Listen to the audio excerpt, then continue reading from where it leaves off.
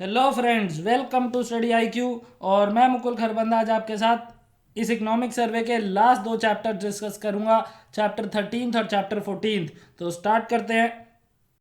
सबसे पहले तीन मॉडल्स जो कि इंडिया के कुछ सक्सेसफुल स्टेट्स ने फॉलो किए हैं। सबसे पहले बेस्ड ऑन मैन्युफैक्चरिंग, दूसरा बेस्ड ऑन रेमिटेंस और तीसरा based on specialising in skilled services. पहले तो बेस्ड ऑन मैन्युफैक्चरिंग में दो स्टेट्स इसके परफेक्ट एग्जांपल्स हैं। पहला गुजरात और दूसरा तमिलनाडु। गुजरात में इंडस्ट्रियलाइजेशन काफ़ी ज़्यादा है, मैन्युफैक्चरिंग काफ़ी ज़्यादा है। फॉर एग्जांपल एक जगह है सनंद, वहाँ पे टाटा मोटर्स का प्लांट है। ऐसे ही एक जगह है हलोल, वहाँ पे जनरल मोटर्स का प्लांट है। और ऐसे कई और प्लांट्स हैं। साथ ही साथ तमिलनाडु, जहाँ पे चेन्नई को तो डेट्रॉयट कहा जाता है इंडिया का। डेट्रॉयट का मतलब वहाँ ऑटोमोबाइल इंडस्ट्री काफ़ी डोमिनेट करती है।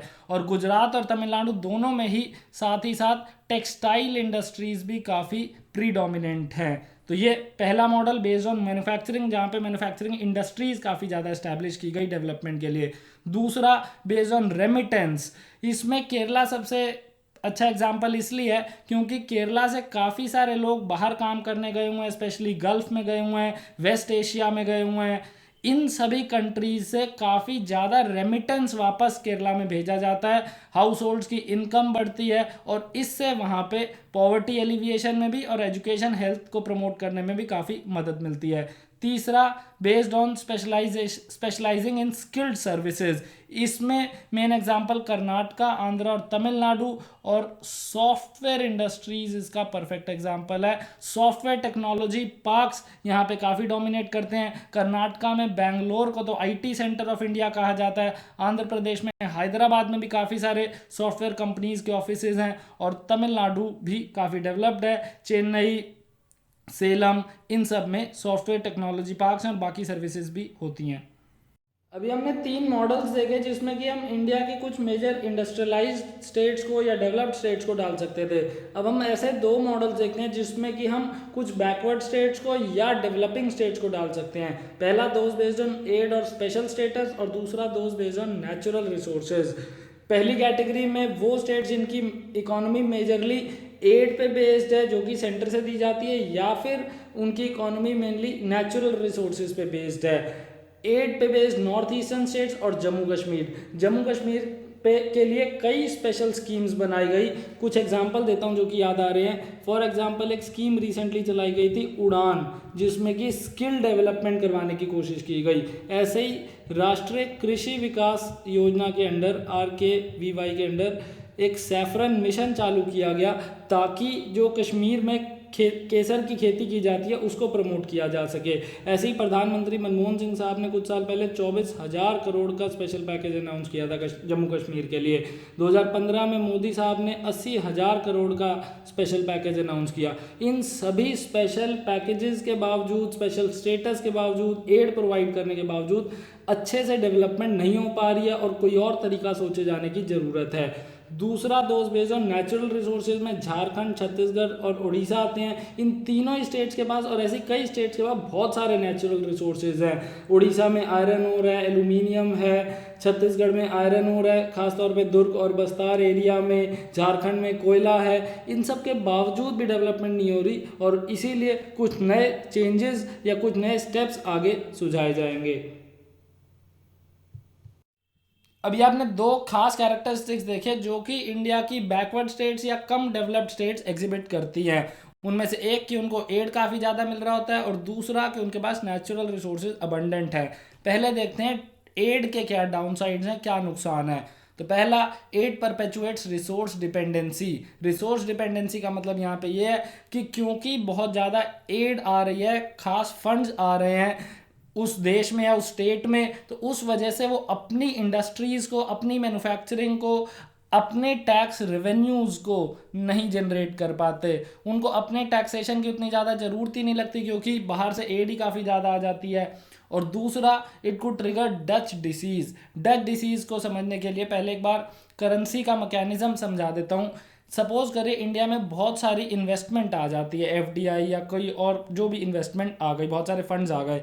उस वजह से इंडिया का रुपया महंगा हो जाता है, एप्रिशिएट हो जाता है। और रुपया महंगा होने का एक सबसे बड़ा नुकसान ये है कि हमारे एक्सपोर्ट्स बाहर कॉम्पिटिटिव नहीं हो पाते हैं, हम बाहर ज़्यादा एक्सपोर्ट नहीं कर पाते रुपया चढ़ने की वजह से। और यही नीदरलैंड्स में हुआ, जब वहाँ पे एक मेजर गैस फील्ड डिस्कवर की गई तो बाहर से बहुत सारी इन्वेस्टमेंट आई, बहुत सारा पैसा आया, और उस वजह से वहाँ के एक्सपोर्ट्स कॉम्पिटिटिव नहीं रहे, बाकी सारे सेक्टर्स को नुकसान हुआ। और इसीलिए कहते हैं कि बाहर से जब बहुत सारा पैसा आए तो उससे दिक्कतें हो सकती है, और उसको दुनिया में इकोनॉमिस्ट ने डच डिसीज का नाम दिया था। अभी आपने देखा डाउन साइड्स ऑफ एड, कि एड के क्या नुकसान थे। अब नेचुरल रिसोर्सेज अगर अबंडेंट सप्लाई में हो जाएं तो भी कुछ दिक्कतें आ जाती हैं। पहला, exploitation of natural resources generates rents and increased corruption. Rents का मतलब ये है कि नेचुरल रिसोर्सेज तो हैं ही, उसके बाद कुछ और करने की ज़रूरत ही नहीं है। Manufacturing industries, taxes, taxation, service tax, sale tax, ये सब के बारे में इतना सोचा ही नहीं जाता, क्योंकि नेचुरल रिसोर्स बेच के बहुत ज़्यादा कमाई सरकार को हो ही जाती है। और इसी को कहते हैं रेंट सीकिंग नेचर, और इससे करप्शन काफ़ी ज़्यादा बढ़ता है। दूसरी बात, natural resource ownership exposes countries to commodity price volatility. Volatility का मतलब कोई चीज़ जो बहुत जल्दी उतार चढ़ाव फेस करती हो। Commodity price volatility, natural resources के प्राइसेस बहुत जल्दी ऊपर या नीचे हो जाते हैं, दाम अनप्रेडिक्टेबल होता है। फॉर एग्जाम्पल, रिसेंटली ऑयल के प्राइसेस बहुत ज़्यादा गिर गए थे, अब धीरे धीरे रिकवर कर रहे हैं वापस। ऐसे ही एल्यूमिनियम के प्राइस भी बहुत कम हो गए थे, आयरन ओर के प्राइस भी गिरे थे इंटरनेशनल मार्केट में अभी पिछले 1-2 सालों में। और ये कमोडिटी प्राइस डाउनटर्न आया था, ये कभी कभी उछाल भी आ जाता है, और इसीलिए कमोडिटी प्राइस वॉलेटिलिटी कहा जाता है। नेचुरल रिसोर्स जिस जिस देश में ज़्यादा होंगे उनको कमोडिटी प्राइस वॉलेटिलिटी फेस करनी पड़ सकती है। तीसरा, natural resource ownership like foreign aid makes country susceptible to Dutch disease. बाहर से बहुत ज़्यादा पैसा आएगा तो करेंसी एप्रिशिएट करेगी, और उस करेंसी के अप्रिसिएशन से एक्सपोर्ट्स उतने कॉम्पिटिटिव नहीं रहेंगे, जिससे जीडीपी को, नेशनल इनकम को, एम्प्लॉयमेंट को, सबको नुकसान होता है। अब एक ऐसा टॉपिक जो कि सीधा सीधा तो इकोनॉमिक सर्वे में नहीं मेंशन किया गया, पर हाँ क्योंकि एग्जाम के लिए रेलेवेंट है और इस चैप्टर से रिलेटेड है, तो इसलिए मैंने इसको इस वीडियो में इंक्लूड किया है। डिवोल्यूशन टू स्टेट्स, कि किस किस हेडिंग के अंदर स्टेट्स को सेंटर से पैसा दिया जाता है। सबसे पहले, devolution of state share in taxes. Centre जो भी टैक्स कलेक्ट करता है, वो इनकम टैक्स हो, corporation, excise, custom, service tax, उसमें से एक हिस्सा स्टेट्स को बांट दिया जाता है। तो ग्रॉस टैक्स रेवेन्यू जो कि सेंटर कलेक्ट करता है, उसका एक हिस्सा स्टेट्स को दे दिया जाता है, क्योंकि उनकी अपनी टैक्स रेवेन्यू काफ़ी कम होती है। दूसरा, फाइनेंस कमीशन ग्रांट्स। आपको पता होगा कॉन्स्टिट्यूशन के आर्टिकल 280 के तहत फाइनेंस कमीशन का एस्टैब्लिशमेंट होता है, और वो कुछ रिकमेंडेशंस देती है जिन पे बेस्ड सेंटर स्टेट्स को फंड्स प्रोवाइड करता है। तो क्या grants for rural local bodies होंगी, अर्बन लोकल बॉडीज होंगी, स्टेट डिजास्टर रिस्पॉन्स फंड के लिए कितना पैसा दिया जाएगा, वो सब चीज़ें। तीसरी हेडिंग, स्कीम रिलेटेड ट्रांसफर, जिसमें सेंट्रली स्पॉन्सर्ड स्कीम्स और सेंट्रल सेक्टर स्कीम्स, दोनों में फ़र्क समझिए। सेंट्रल सेक्टर स्कीम्स वो स्कीम्स हैं जिनमें 100% एक्सपेंडिचर सेंटर करता है, और सेंट्रली स्पॉन्सर्ड स्कीम्स वो स्कीम्स हैं जिसमें शेयरिंग पैटर्न पे स्कीम्स को इम्प्लीमेंट करवाने की कोशिश की जाती है। अब इसके आगे देखते हैं। अब कुछ मिसलेनियस ट्रांसफर्स जो कि सेंटर से स्टेट्स को दिए जाते हैं, पर ऊपर की 3 कैटेगरीज में नहीं इंक्लूड किए जा सके। पहला, schemes of north east council.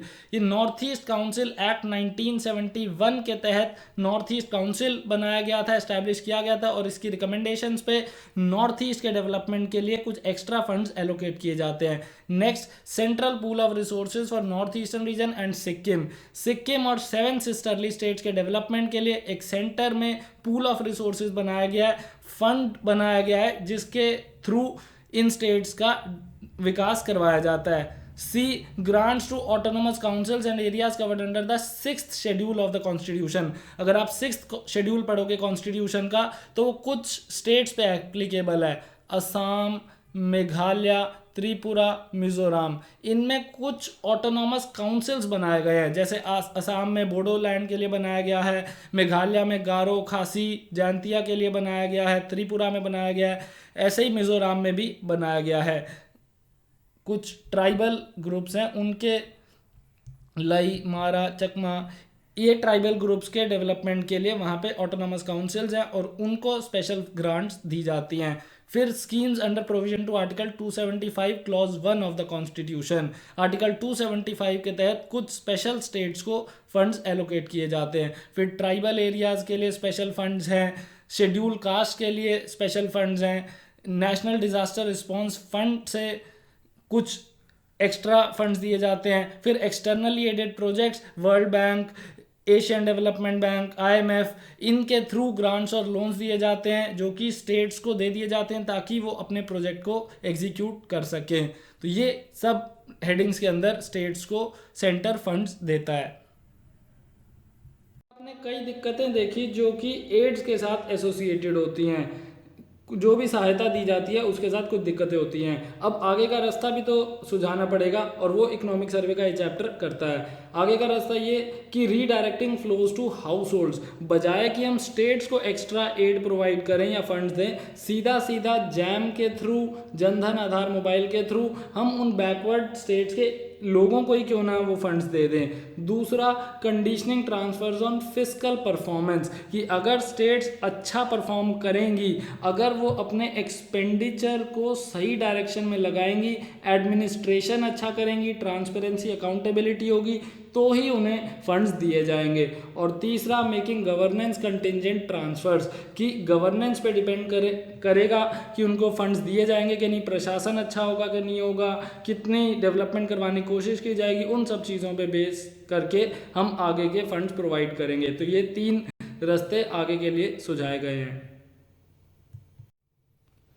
अब देखते हैं 14 चैप्टर को, और 14 चैप्टर में सबसे पहले तो चैप्टर का नाम ही डिस्कस करते हैं, कॉम्पिटिटिव फेडरलिज्म टू कॉम्पिटिटिव सब फेडरलिज्म। इसको धीरे धीरे समझते हैं। सबसे पहले फेडरलिज्म का मतलब separation of powers between multiple levels of government, एक सेंट्रल गवर्नमेंट या यूनियन गवर्नमेंट और दूसरा स्टेट गवर्नमेंट, इसको हम फेडरलिज्म कहते हैं। कॉम्पिटिटिव फेडरलिज्म का मतलब है कि अलग अलग स्टेट्स आपस में कॉम्पीट कर रही हैं बेटरमेंट के लिए, प्रोग्रेस के लिए, तरक्की के लिए। ये कॉम्पिटिशन सबसे ज़्यादा दिखता है जब ये स्टेट्स प्राइवेट इन्वेस्टमेंट के लिए आपस में कॉम्पीट करती हैं। आपने कई सारे समिट्स का नाम सुना होगा, कभी वाइब्रेंट गुजरात समिट, कभी त्रिपुरा इन्वेस्टमेंट समिट, कभी progressive Punjab summit, resurgent Rajasthan summit. ये सारे के सारे समिट मीटिंग्स करवाई जाती हैं ताकि प्राइवेट कंपनीज आएँ, उनके ओनर्स आएँ, CEOs आएँ और आपस में बातचीत हो सके और प्राइवेट इन्वेस्टमेंट को चैनलाइज किया जा सके। अब धीरे धीरे कॉम्पिटिटिव फेडरलिज्म से कॉम्पिटिटिव सब फेडरलिज्म की ओर बढ़ रहे हैं, जिसमें अलग अलग स्टेट्स नहीं बल्कि सभी स्टेट्स में अलग अलग शहर कॉम्पीट कर रहे हैं, और इसीलिए इसको सब फेडरलिज्म कहा गया है, फेडरलिज्म का छोटा वर्जन। अब टर्म का मतलब समझने के बाद देखते हैं कि अर्बन एरियाज देश के लिए क्या अहमियत रखते हैं, क्या सिग्निफिकेंस रखते हैं। तो अर्बन एरियाज में लगभग देश की 1/3 आबादी रहती है। 1/3 of the countries population resides in urban areas and they produce over 3/5 of the countries GDP। 60% से ऊपर देश की नेशनल इनकम शहरों में होती है। मेजर ऑटोमोबाइल इंडस्ट्री जैसे मुंबई में है, पुणे में है, गुड़गांव, नोएडा में है। सॉफ्टवेयर टेक्नोलॉजी इंडस्ट्री जो कि बेंगलोर, हैदराबाद, नोएडा में है, और ऐसे मोस्ट इंडस्ट्रीज शहरी इलाकों में होती है, अर्बन एरियाज में होती है, और इसीलिए ये ज़्यादा GDP प्रोड्यूस करते हैं। अब डेफिनेशन और सिग्निफिकेंस समझने के बाद देखते हैं कि की चैलेंजेस क्या हैं शहरों के लिए, देश के अर्बन एरियाज़ के लिए। तो सबसे पहले urban local bodies face several challenges. पहला, पुअर गवर्नेंस कैपेसिटीज़, प्रशासन अच्छा नहीं है, और प्रशासन की सबसे बड़ी दिक्कतें हैं लैक ऑफ ट्रांसपेरेंसी, कि ट्रांसपेरेंसी नहीं है इन अर्बन लोकल बॉडीज़ में, म्यूनसिपैलिटीज़ में, म्यूनसिपल कॉरपोरेशंस में या नगर पंचायत में। और दूसरी बात, मल्टीप्लिसिटी ऑफ अथॉरिटी होती है, ये बहुत नुकसान पहुंचाती है अर्बन एरियाज़ को। मल्टीप्लिसिटी ऑफ अथॉरिटी का मतलब ये है कि सेम काम के लिए स्टेट गवर्नमेंट की भी कोई एजेंसी है और उसी काम के लिए अर्बन लोकल बॉडी भी रिस्पॉन्सिबल है। हालांकि 12th शेड्यूल जो कि 74th कॉन्स्टिट्यूशनल अमेंडमेंट से ऐड किया गया था, उसने कई मुद्दे लिस्ट करने की कोशिश की जो कि अर्बन एरियाज़ को दे दिए जाए, अर्बन लोकल बॉडीज़ की गवर्नेंस के अंदर डाल दिया जाए, पर उसके बावजूद वो एक सजेस्टिव लिस्ट है और ये क्लैरिटी नहीं हो पाती है कि कौन से मुद्दे पे स्टेट गवर्नमेंट काम करेगी या स्टेट गवर्नमेंट की एजेंसी काम करेगी और कौन से पे अर्बन लोकल बॉडी काम करेगी। दूसरा सबसे बड़ा चैलेंज है लार्ज इंफ्रास्ट्रक्चर डेफिसिट्स। शहरों में काफ़ी इंफ्रास्ट्रक्चर की कमी है, सड़कें, फ्लाईओवर, सीवेज के लिए, और इसके लिए एक स्कीम रिसेंटली लॉन्च की गई थी, Atal mission for rejuvenation and urban transformation, AMRUT scheme. इसमें शहरों से पूछा गया कि उन्हें क्या दिक्कत आ रही है, वो अपने प्लान सबमिट करें और उसके हिसाब से उनको फंड्स एलोकेट किए जाएंगे। और तीसरी दिक्कत इनएडिक्वेट फाइनेंसेस। इसमें एक स्टेप लिया गया म्युनिसिपल बॉन्ड्स, और इसको आगे प्रोग्रेस करने की काफ़ी ज़्यादा ज़रूरत है कि म्यूनसिपैलिटीज़ अपने बॉन्ड्स खुद इशू कर पाएँ, urban local bodies bonds issue करें और उससे मार्केट से पैसा उठा सकें और शहरों में इंफ्रास्ट्रक्चर के लिए लगा सकें। और दूसरा सबसे बड़ा सोर्स फंड्स का जो होता है वो होता है प्रॉपर्टी टैक्स। और ये प्रॉपर्टी टैक्स सोर्स तो बहुत अच्छा है, प्रोस्पेक्ट्स तो बहुत ज़्यादा हैं, पर रेवेन्यू कलेक्ट नहीं किया जा पाता। इन प्रैक्टिस कलेक्शन रेट्स काफ़ी कम है और इसे सही एडमिनिस्ट्रेशन के थ्रू, सही इम्प्लीमेंटेशन के थ्रू बढ़ाने की ज़रूरत है। अब एक कोट जिसको आप ऐसे राइटिंग में या अपने किसी सब्जेक्टिव आंसर में इस्तेमाल कर सकते हो, India is 2 countries, an India of light and an India of darkness. यहाँ पे 2 भारत बसते हैं, एक जो सुनहरा है, जो प्रगतिशील है, तरक्की कर रहा है, प्रॉस्परस है, और दूसरा इंडिया ऑफ डार्कनेस जहाँ इलिटरेसी है, एजुकेशन नहीं है, हेल्थ सर्विसेज अच्छे से नहीं है, सैनिटेशन नहीं है, और इन सब वजहों से वो वहाँ पे पॉवर्टी है। इन दोनों इंडियाज़ में गैप को जल्दी से जल्दी ब्रिज किए जाने की ज़रूरत है, भरने की ज़रूरत है, ताकि दोनों इंडिया साथ में तरक्की कर सके और पूरे देश का, समूचे देश का विकास हो सके। अब ये सीरीज़ को ख़त्म करने से पहले, वीडियो को ख़त्म करने से पहले एक सजेशन कि इन सभी वीडियोस को दोबारा देखना, इनके नोट्स बनाना और इनको अच्छे से पढ़ना। मुझे बहुत मज़ा आया इन सारी वीडियोस को बनाने में, और मज़ा आएगा जब आप इनको अच्छे से पढ़ोगे और अच्छे से नोट्स बनाओगे। Thank you.